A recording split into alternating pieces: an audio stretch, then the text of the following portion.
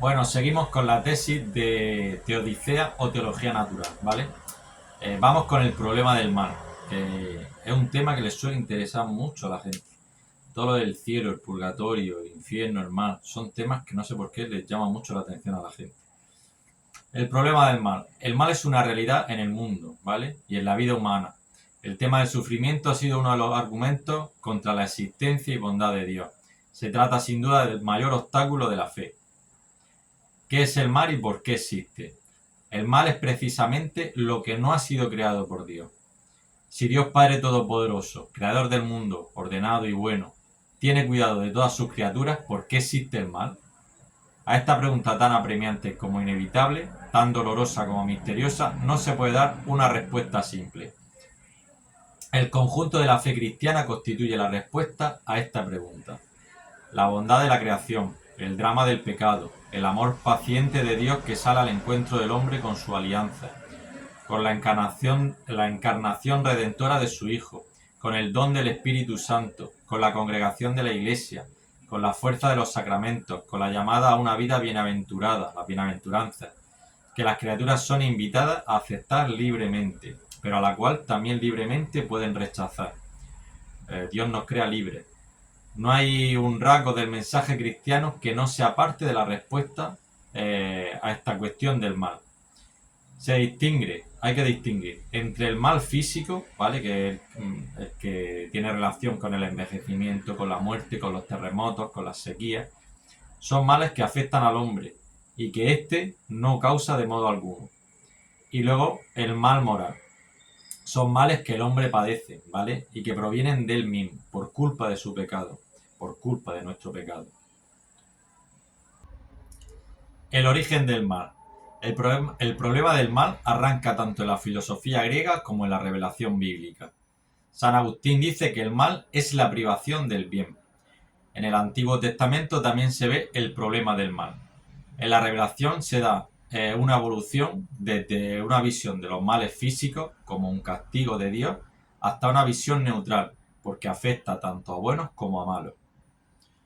El libro de Job, por ejemplo, es un ejemplo de ello. Diferentes respuestas al problema del mal.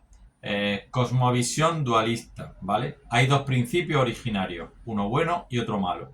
Esta concepción choca frontalmente con la judeocristiana, ¿vale? Del monoteísmo divino y de la creación de la nada. Relativización del mal. Se ve el mal como algo inevitable, inherente al cosmos. Monismo. Prescinde del mal, ¿vale? Solo habla de la privación del... solo habla de privación del bien. Monoteísmo. No niega la realidad del mal, ni recurre a un segundo principio negativo. Afirma que Dios permite y combate el mal, ya que ha de tener una respuesta porque está a favor del hombre. También reflexiona sobre Dios, sobre el Dios trinitario. El mal moral se origina por el pecado. Los ángeles y los hombres, criaturas inteligentes y libres, deben caminar hacia su destino último. Por ello pueden desviarse. De hecho, pecaron. Y fue así como el mal moral entró en el mundo, incomparablemente más grave que el mal físico. Dios no es de ninguna manera, ni directa ni indirectamente, la causa del mal moral. Sin embargo, lo permite, respetando la libertad de su criatura. Y misteriosamente sabe sacar de él un bien. Así con el tiempo se puede descubrir que Dios, en su providencia todopoderosa, puede sacar un bien de las consecuencias de un mal, incluso de un mal moral causado por su criatura. Como vemos, por ejemplo, en Génesis 45:8, que dice, del relato de José. Dice, no os fuisteis vosotros, dice José a sus hermanos, los que me enviasteis acá, sino Dios. Como José, aún se la juegan sus hermanos y no se queja, no blasfema, sino que espera en el Señor. Y luego como el Señor demuestra todo lo que tenía para él.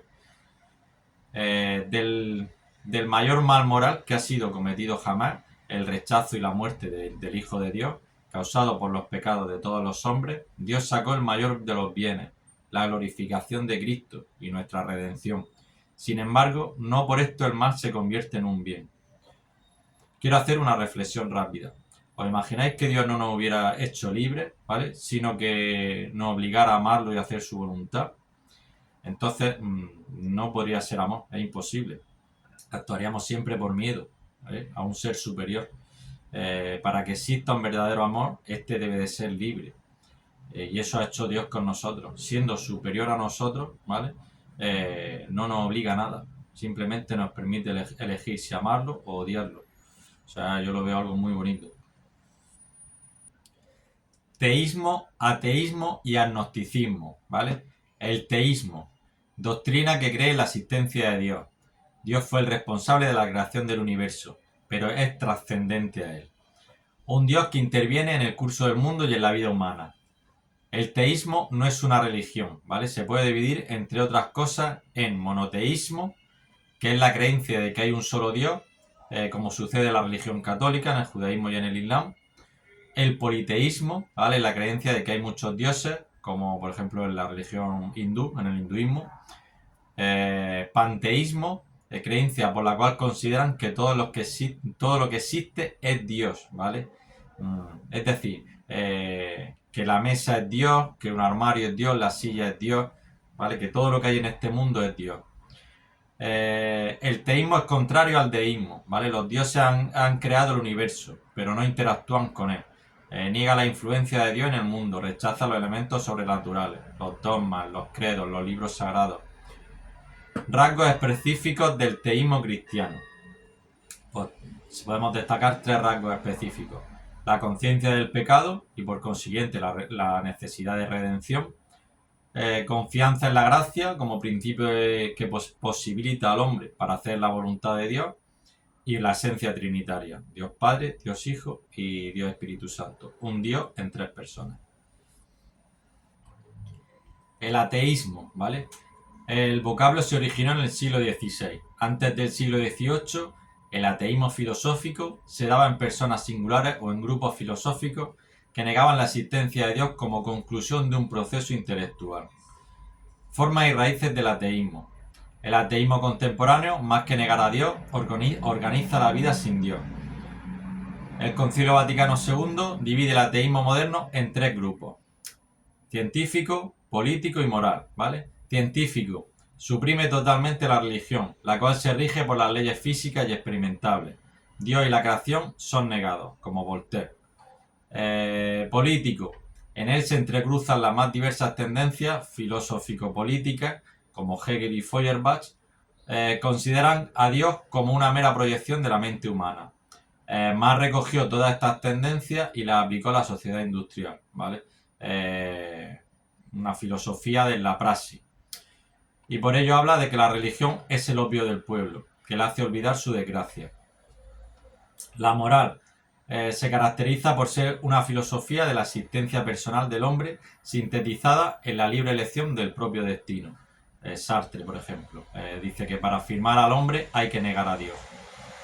Con Nietzsche, por ejemplo, el hombre liberado definitivamente de las ataduras de Dios dice que será un superhombre. Recoge las ideas de Feuerbach y asegura que la religión es el resultado de un desdoblamiento psicológico. Actitud de la Iglesia frente al ateísmo.